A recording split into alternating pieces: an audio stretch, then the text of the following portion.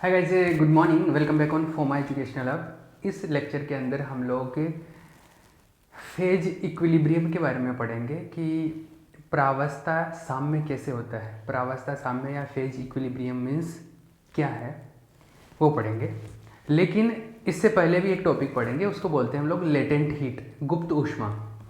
तो सबसे पहले हम लोग गुप्त ऊष्मा के बारे में बात करेंगे। गुप्त ऊष्मा,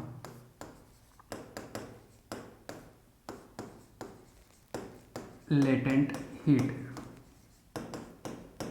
लेटेंट हीट को जनरली एल से लिखते हैं, एल, कैपिटल एल से, ठीक है। अब समझना बात को, क्या है लेटेंट हीट। देखो, ऐसा है कि सपोज बर्फ है, आइस है। आइस का टेम्परेचर कितना होता है? अगर मैं पूछूंगा कि आइस का टेम्परेचर कितना होता है तो ज़्यादातर लोगों के दिमाग का आंसर ये होगा कि 0 डिग्री। आइस का टेम्परेचर क्या होता है? 0 डिग्री। बट ऐसा नहीं है, 0 डिग्री भी हो सकता है नॉर्मल टेम्परेचर पे, जो मतलब एनवायरनमेंट का जो प्रेशर है ना, सॉरी, नॉर्मल जो एनवायरनमेंट का जो प्रेशर है 1 atm, उस पर बात कर रहा हूँ। उस पर जैसे आइस का पानी से अगर बर्फ़ में जाएगा तो 0 डिग्री पे वो बर्फ़ में कन्वर्ट हो जाएगा। लेकिन फिर उसको और ठंडा करेंगे तो -1 डिग्री सेंटीग्रेड, फिर और ठंडा करेंगे -2 डिग्री सेंटीग्रेड, इस तरीके से माइनस में चलता जाएगा माइनस में। ये सब बर्फ ही है, लेकिन ये कम ठंडा बर्फ है, इससे और भी ठंडा हो सकता है बर्फ, इससे और भी ठंडा हो सकता है बर्फ। तो बर्फ या आइस जो भी है आपका, उसका टेम्परेचर जरूरी नहीं कि 0 डिग्री हो, 0 डिग्री से कम भी हो सकता है। पहली चीज है। अब समझना बात को कि मान लो अपने पास में जो आइस है उसका टेम्परेचर -30 डिग्री सेंटीग्रेड। इसको मैं गर्म करना शुरू करता हूँ। गर्म करने का मतलब क्या है? मैं इसको हीट दे रहा हूँ। इसको क्या प्रोवाइड करा रहा हूँ? हीट प्रोवाइड करा रहा हूँ, हीट, डेल्टा क्यू। मैं इसको हीट दे रहा हूँ। ये -30 डिग्री से टेम्परेचर धीरे धीरे क्या होगा? बढ़ेगा मतलब -25 degree centigrade, -20 degree, -15 degree, -10 degree. बढ़ रहा है, टेम्परेचर बढ़ रहा है। -15, -10, -5, -2, -3, -1, 0 डिग्री आ गया। 0 डिग्री तक पहुंच गया। अभी तक बर्फ ही है। अभी जो आइस है, जो ऐसा फॉर्म का बना हुआ है ना, मान लो आइस क्यूब है, ये ऐसा है, तो इस टाइप का ही अभी भी इसी फॉर्म का बना हुआ है 0 डिग्री तक। यहां तक आपने जो भी एनर्जी दे दी, अब आप इसको और एनर्जी दोगे, इसको और एनर्जी दो। मान लो इसको आप डेल्टा क्यू एनर्जी और देते हो इसको, तो ये पिघलना शुरू कर देता है। ये जब पिघलना शुरू करता है तो पहले पूरा पानी में चेंज हो जाता है। ये पूरा आइस जो है पूरा पहले लिक्विड में चेंज हो जाएगा। सपोज मैंने इसको एक कंटेनर में डाल दिया तो ये लिक्विड बन गया पूरा। अभी भी इसका टेम्परेचर 0 डिग्री है। पहले 0 डिग्री बर्फ था ये, अब बर्फ से पानी में चला गया, ये वाटर में कन्वर्ट हो गया, लेकिन टेम्परेचर 0 डिग्री है। मैंने हीट दे दिया इतना सारा, फिर भी टेम्परेचर कितना है? 0 डिग्री सेंटीग्रेड ही है। 1 सेकेंड। हेलो, हाँ हाँ हाँ,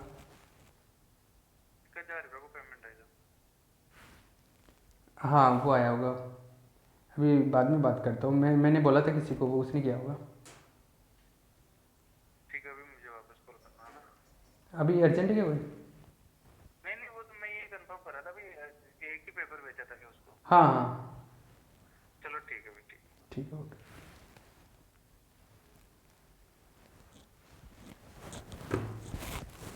हाँ, तो मैं ये बोल रहा था कि हम लोग इसको एनर्जी दे रहे हैं, हीट दे रहे हैं।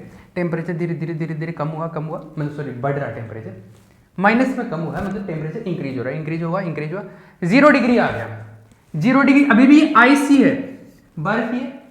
फिर मैं इसको हीट देता हूँ। सपोज मैंने 5 जूल हीट दी, और 5 जूल हीट में ये जो आइस है, ये आइस पानी में बदल गया, लेकिन अभी भी इसका टेम्परेचर कितना है? 0 डिग्री है। इसका मतलब है कि ये जो 5 जूल मैंने हीट दी, ये कहां पे चली गई?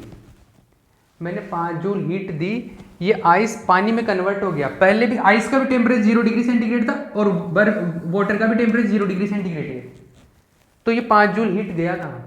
ये 5 जूल हीट गया इस आइस को वाटर में कन्वर्ट करने में, एक प्रावस्था से दूसरी प्रावस्था में चेंज करने के लिए, एक फेज से दूसरे फेज में कन्वर्जन में चली गई वो हीट। इस हीट को बोलते हैं गुप्त ऊष्मा, लेटेंट हीट। मतलब एक जैसे है अपना, ऐसा है कि सॉलिड होता है एक, तो जिसको बोलते हैं ठोस, एक होता है लिक्विड जिसको बोलते हैं द्रव, एक बोल देता हूं मैं गैस।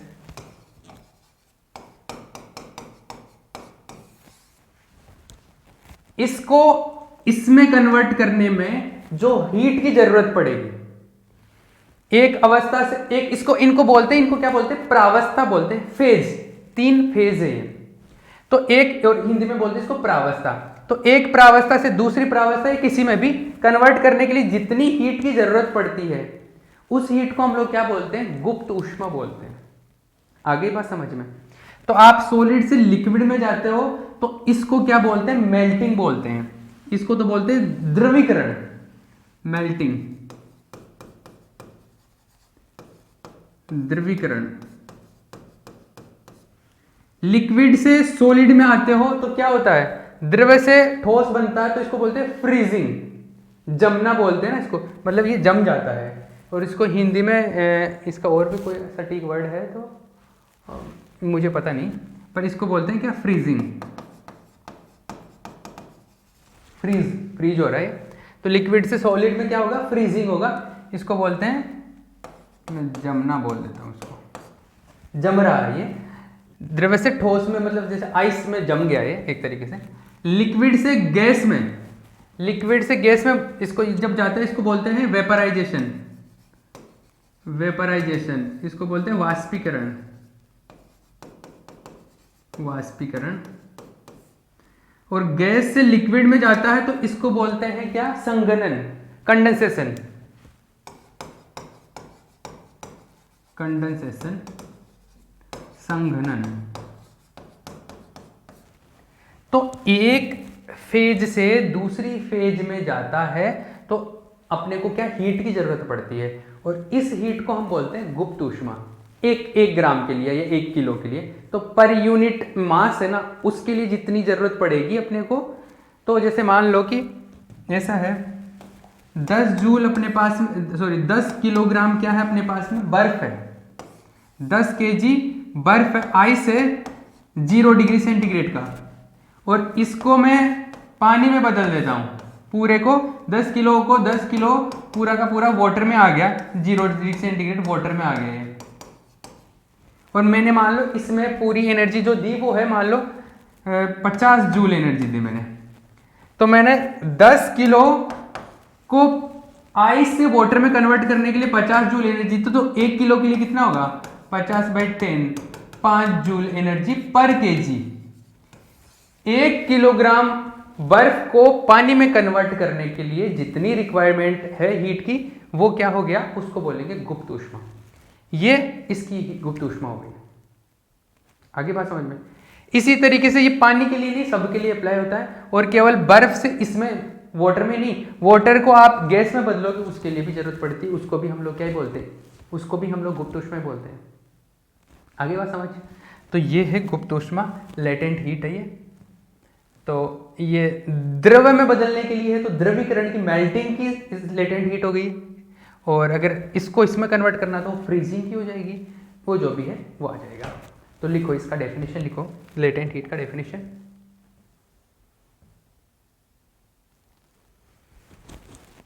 लेटेंट हीट का डेफिनेशन लिखो। एकांक द्रव्यमान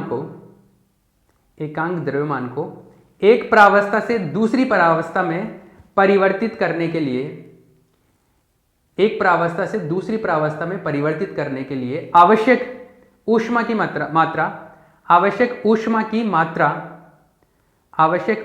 मात्रा गुप्त ऊष्मा कहलाती है। एकांक द्रव्यमान को एक प्रावस्था से दूसरी प्रावस्था में परिवर्तित करने के लिए, एकांक द्रव्यमान को एक प्रावस्था से दूसरी प्रावस्था में परिवर्तित करने के लिए आवश्यक ऊष्मा की मात्रा गुप्त ऊष्मा कहलाती है। आवश्यक ऊष्मा की मात्रा गुप्त ऊष्मा कहलाती है।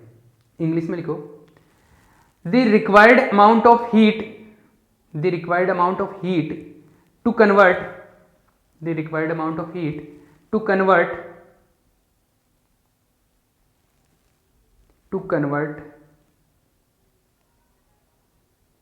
unit mass of material, unit mass of material from one phase to another, from one phase to another, from one phase to another is called latent heat, is called latent heat। ठीक है, clear? ये मिला। तो ये छाप लेना, ये जो है ये वाला सीन छाप लेना, ये ठीक है, समझ आया ना? अब लेटेंट हीट तो हो गया, गुप्त ऊष्मा तो हो गया। अब हम लोग नेक्स्ट स्टेप टॉपिक की तरफ मूव करते हैं। एक बार मैं टाइम का आइडिया ले लेता हूँ, ऑलमोस्ट हो जाएगा। प्रावस्था साम्यावस्था, नेक्स्ट टॉपिक जो है अपना है प्रावस्था साम्यावस्था। इसका मतलब क्या है अभी समझना। इसको बोलते हैं फेज इक्विलिब्रियम, फेज इक्विलिब्रियम। देखो, फेज इक्विलिब्रियम या प्रावस्था साम्यावस्था का क्या मतलब है? पहला है फेज मतलब प्रावस्था, दूसरा है साम्यावस्था मतलब इक्विलिब्रियम। ऐसा है कि जैसे 0 डिग्री की बात करूं मैं, 0 डिग्री पे, 0 डिग्री सेंटीग्रेड, मान लो पानी की बात करता हूं मैं। ज़्यादातर जो एग्जांपल दे रहा हूं मैं वाटर पे दे रहा हूं, पानी के सेंस में बात कर रहा हूं। तो जैसे 0 डिग्री सेंटीग्रेड पर आइस है, बर्फ है ना। जब बर्फ पानी में कन्वर्ट हो रहा होता है, 0 डिग्री सेंटीग्रेड पे पानी और बर्फ का क्या होता है, एक तरीके से पानी बर्फ में कन्वर्ट हो रहा होता है, एक माने तो एक तरीके से। तो वो एक जो सिचुएशन आती है जहां पर पानी बर्फ में कन्वर्ट होता है या बर्फ पानी में कन्वर्ट होता है, या लिक्विड गैस में जाता है या गैस लिक्विड में आता है, उस जगह पर क्या होता है, इक्विलिब्रियम होता है, मतलब साम्य अवस्था मिलती है, जहां पर दोनों अवस्थाएं रहती है, मतलब गैस भी रहता है, लिक्विड भी रहता है। या जैसे अगर मैं यहां पे बात करूं तो ठोस आइस लिक्विड में चेंज हो रहा है, यहां पे द्रव में चेंज हो रहा है।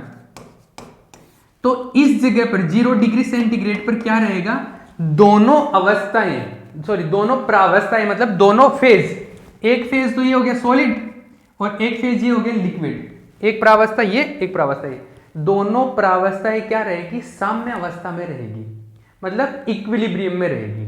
वहां पे लिक्विड भी रहेगा, वहां पे गैस भी रहेगा। तो लिक्विड और गैस दोनों जहां पर साम्य अवस्था में रहते हैं, वहां पर क्या क्या कंडीशंस होती है, मतलब वहां पर किस तरीके से क्या होगा, एंट्रोपी क्या होगी वहां पर, या गिब्स एनर्जी क्या होगी।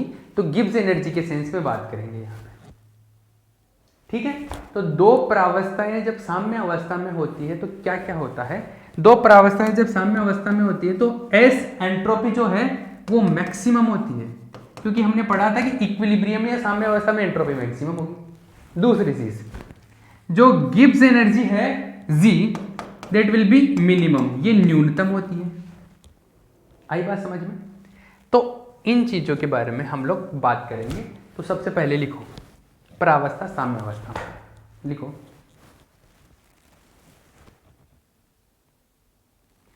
जब दो प्रावस्थाएं साम्य अवस्था में होती है, दो प्रावस्थाएं साम्य में मतलब दो फेज इक्विलिब्रियम में है। जब दो प्रावस्थाएं साम्य अवस्था में होती है, जब दो प्रावस्थाएं साम्य अवस्था में होती है तो संपूर्ण निकाय की एंट्रोपी, तो संपूर्ण निकाय की एंट्रोपी अधिकतम, संपूर्ण निकाय की एंट्रोपी अधिकतम तथा गिब्स ऊर्जा न्यूनतम होती है तथा गिब्स ऊर्जा न्यूनतम होती है। संपूर्ण निकाय की एंट्रोपी अधिकतम तथा गिब्स ऊर्जा न्यूनतम होती है। आई बात समझ? क्लियर? इंग्लिश में लिखो। When two phases are in equilibrium, when two phases are in equilibrium, when two phases are in equilibrium, then when two phases are in equilibrium, then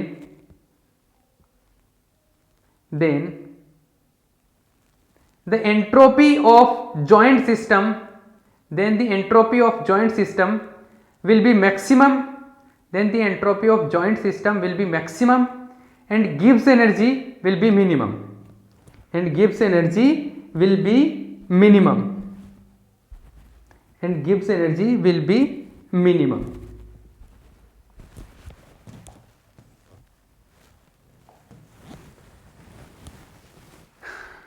ठीक है, अब देखो मान लो पानी वाटर में कन्वर्ट हो रहा है, वहां पे पानी और सॉरी वो पानी वाटर में नहीं, बर्फ वाटर में कन्वर्ट हो रहा है। तो बर्फ वाटर में जब कन्वर्ट होगा तो क्या होगा?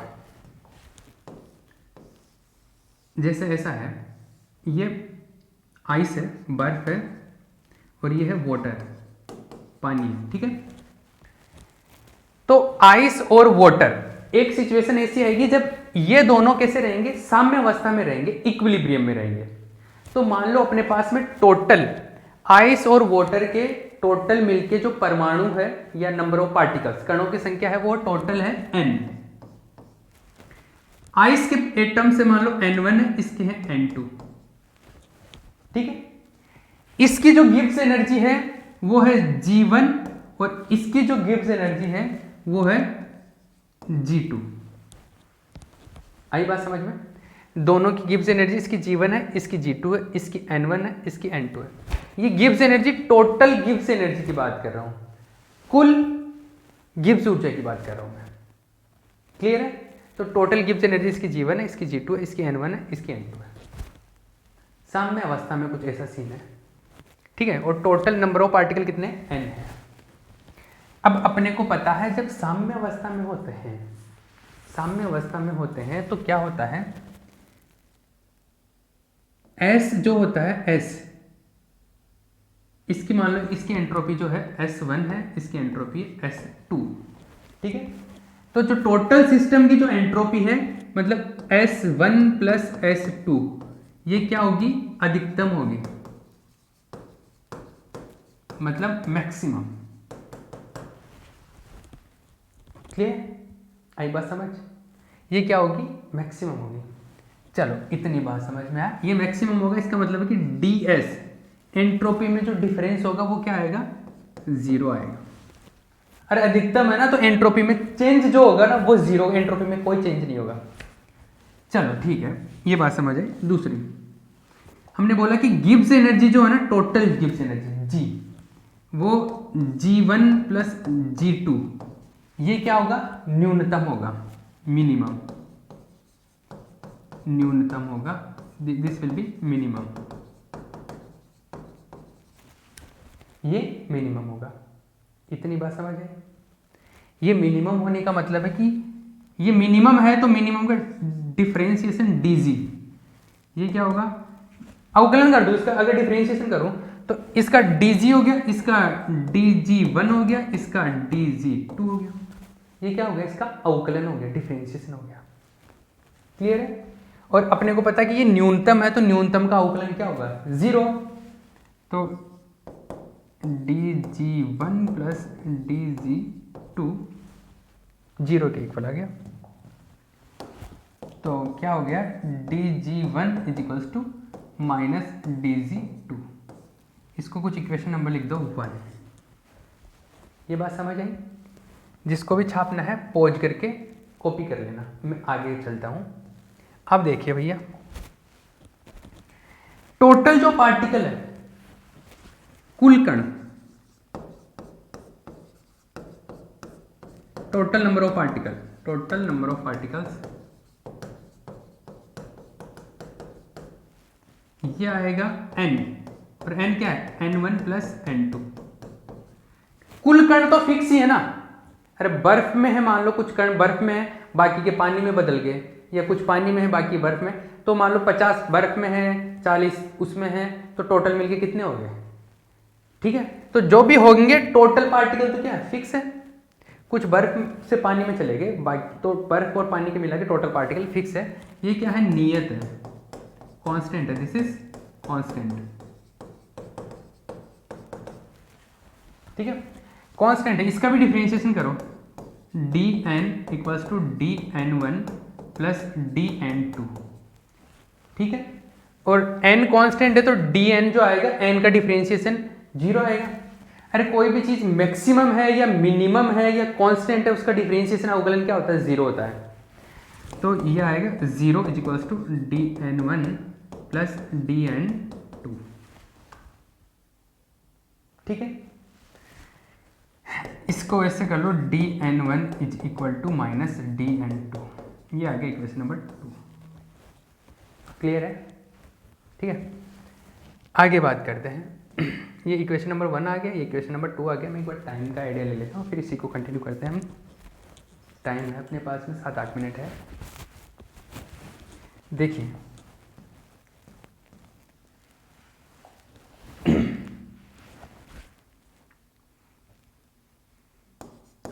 प्रावस्था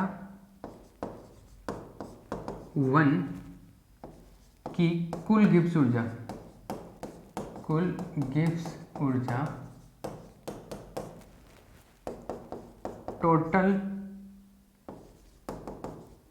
Gibbs energy of phase 1। Phase 1 की गिब्स एनर्जी जो है वो है G1।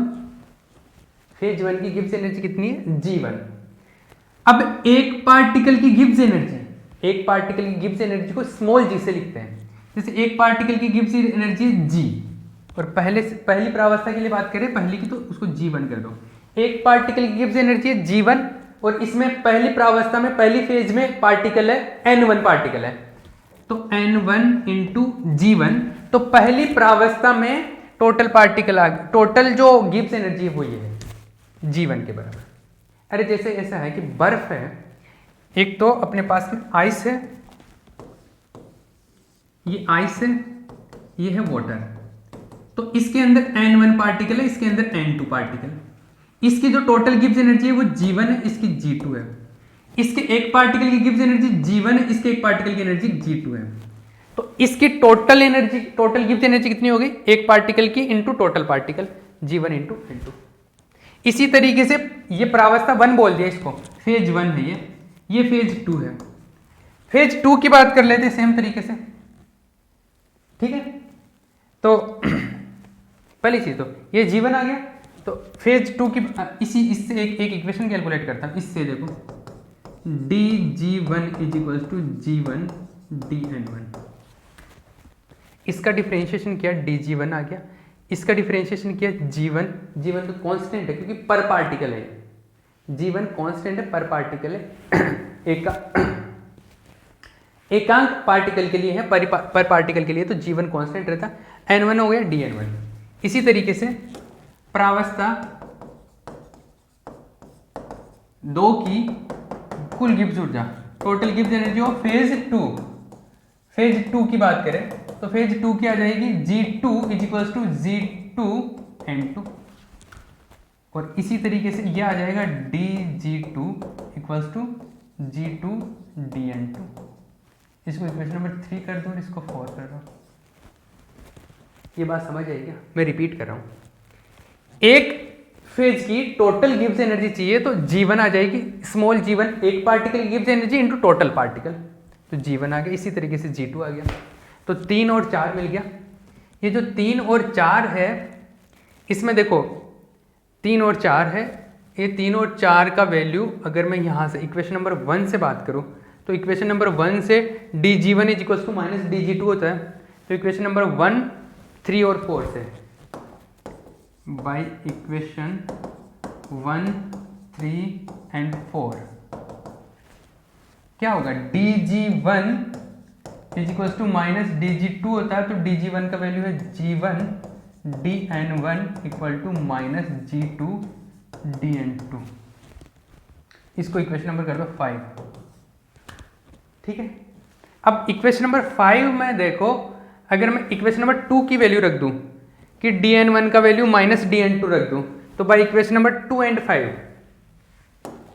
बाई 2 एंड 5 g1 इसको रख दो dn सॉरी ये dn1 है, सॉरी सर ये dn1 है, तो dn1 का वैल्यू रख दो माइनस dn2, तो माइनस dn2,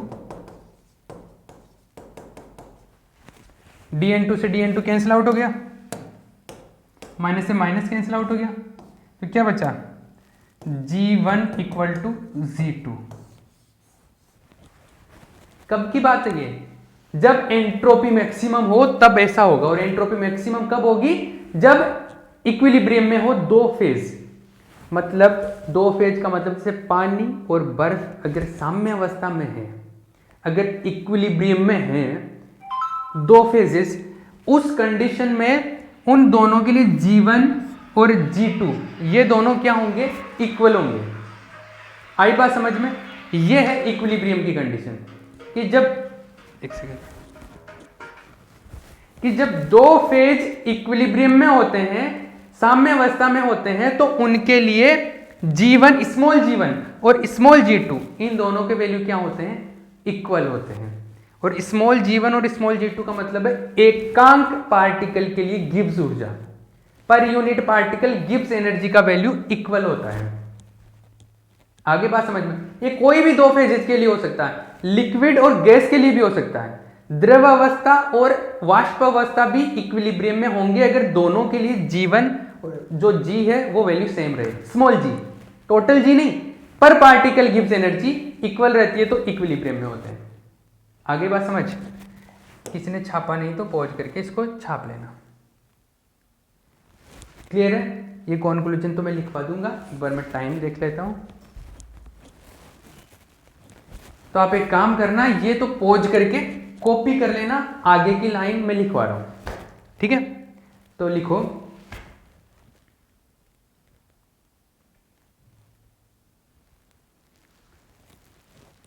जब दो प्रावस्थाएं साम्य अवस्था में होती है, जब दो प्रावस्थाएं साम्य अवस्था में होती है, तो जब दो प्रावस्थाएं साम्य अवस्था में होती है तो उनके एकांक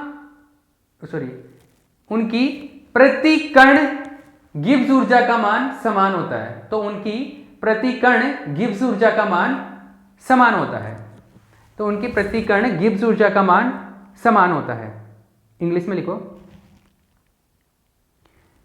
when two phases are in equilibrium, when two phases are in equilibrium, then when two phases are in equilibrium, then per particle gives energy, then per particle gives energy for both the phase, then per particle gives energy for both the phases will be equal, then per particle gives energy, then per particle gives energy for both the phases will be equal। ठीक है, तो दो ये हो गया ना, तो दो परावस्थाएं, परावस्था बोलते हैं लिक्विड, गैस और सॉलिड को, ये परावस्थाएं बोलते हैं, इसका एक्चुअल में अवस्था नहीं बोलते, इसको परावस्था बोलते हैं। ठीक है, इंग्लिश में बोलते हैं इसको फेज, स्टेट नहीं फेज। तो दो फेज, कोई भी फेज ले लो, वो इक्विलिब्रियम में है, इसका मतलब है कि उन दोनों में पर पार्टिकल जो गिब्स एनर्जी है वो इक्वल है। क्लियर है, आगे बात समझ, ठीक है। तो इसकी गिब्स एनर्जी पर पार्टिकल, इसकी गिब्स एनर्जी पर पार्टिकल इक्वल होंगे, तो ये दोनों इक्विलिब्रियम में रहेंगे। ठीक है, ये सारी कहानी खत्म हो गई। अब इसके आगे हम लोग नेक्स्ट लेक्चर में कुछ और डिस्कस करेंगे, इससे रिलेटेड थोड़ी सी बातें और डिस्कस करेंगे, फिर क्लेसियस क्लैपेरॉन इक्वेशन के बारे में बात करेंगे। That is very important lecture, exam point of view से भी और वैसे भी। ठीक है, ओके।